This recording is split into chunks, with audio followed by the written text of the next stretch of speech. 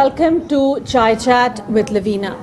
Just in the past 2 years, and I would say in few months, just in this year, UK has had 5 terrorist attacks. Recently, the South Kensington accident just gave us palpitations. I was sitting in front of the television, constantly thinking this could be another one. What has happened in the UK and actually in Europe? And a recent study worries me all the more, which says that UK is the 5th largest consumer of jihadi material. Why this radicalization? We want to understand the extent, reason, and somewhere what are the solutions or resolution, or what can we do to alleviate this problem at all. So I have a fantastic panel with me. On my right is Dr. Ansari from Quilliam International. Correct? Quilliam International. I got the pronunciation finally. You got it right. And he's an expert in terrorist organization, and that's what his research area is. Dr. Imran Chaudhry.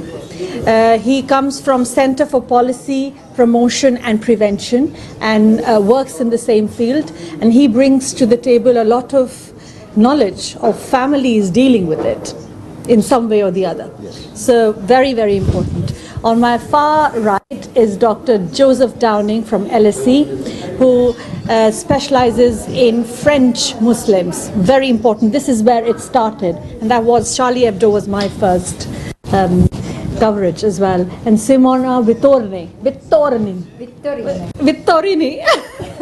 of course, Italian descent, but lives in Britain and teaches in SOAS.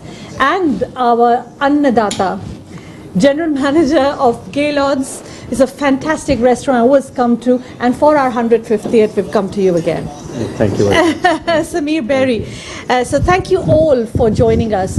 Should we just open the conversation for everybody, but should I start and we can take it forward? Very quickly, extent and reason of this radicalization and jihadi mentality that we are seeing, homegrown terrorism. Would you like to understand the reasons behind it, or the extent of it? Tell me, if you can, one at a time maybe. Yeah, if we would like just to start by understanding the real issues at hand, and the gravity and the seriousness of it. As you mentioned, how many terrorist attacks has been taking place in Britain and across Europe and in the Middle East. Nowhere now is safe or immune from the reach of terrorist attacks. Also, there are plenty of terrorist attacks that the police has successfully derailed before it takes place. Which we don't think about, actually. We don't even think or talk about it. I thought the last time I covered. Yeah, absolutely. Which was Parsons Green. No, which was, yes, Parsons Green. Yes. So there are plenty which is already the police. If you imagine the extent of extremism online, how many material and accounts has been taken down by the police every single week. The minimum that the police are taking down, removing from the internet, is around 1,000 pieces of extremist material. Every single week. Every single week. And closing accounts. 800 of these are coming from the Middle East. And as you mentioned, Britain consumes the extremist material more than anywhere in Europe, and fifth in the world, and the first number one in Europe. In Europe, wow. Yes. And so there are plenty of extremist material that's going on in the communities and in the UK, and there must be something to be worried about and done. I want to bring in one question, and you start. I'll start with both of you. How big a role does religion or Islam play in this? And then I want to comment also on the Charlie Hebdo. No, go on. Anyone can, but it was suggested, perhaps even from the previous conversation, that it seems maybe not as a religion itself, because I think all religions can be exclusivist. Yes. Right? They can say, my God is better than yours.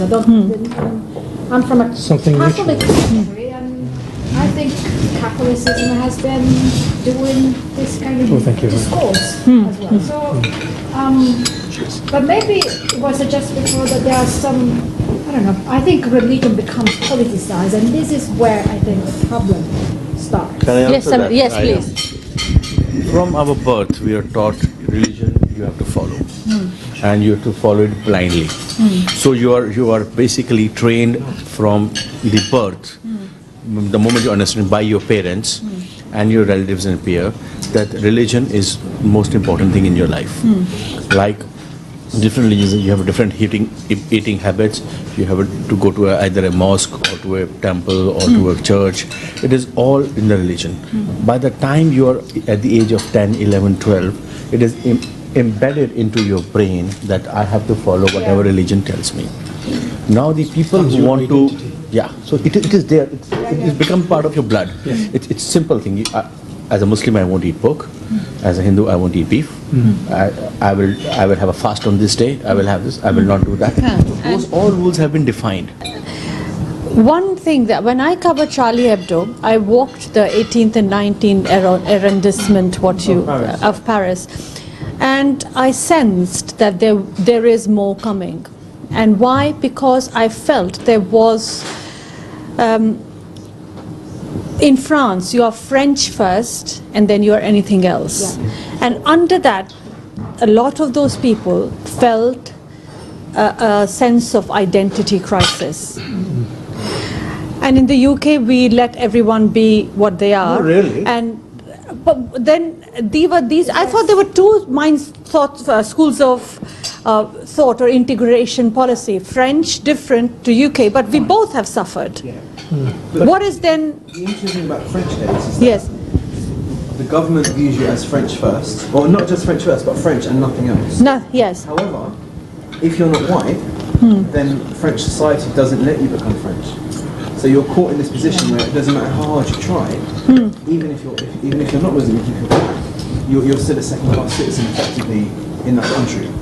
And because the way that the state operates, it's illegal for the state to have anti-racism policies like we have in the UK. So even though the UK is not a perfect system and doesn't work well in this regard sometimes, we at least have a framework. Whereas in France, that it's illegal to have that framework. So for like 30 years, there should have been massive efforts made to counter discrimination in the workplace, to counter discrimination in housing, every aspect of social life hasn't taken place at all. So it's really quite problematic. And drawing on this idea of religion. Brilliant. I'm going to wind off the first segment. And in the second segment, I do want to though ask this question. Is there something in Islam that brings itself to an interpretation that can be wrongly interpreted? So I want to ask that question, and of course try and end with asking everybody, what is the way forward? What can we do as a society? So please stay tuned on Chai Chat. And I think it's time that we do something to reform the religion, the theological aspect of it. Islam should have a central body who should actually overlook and appoint people who are authorized within the parameters of the preaching, and they don't go beyond it like the way we have. Very, very good point. Evolution of Islam. Yes. This is the time, Yes. because I believe that every religion does go through this period.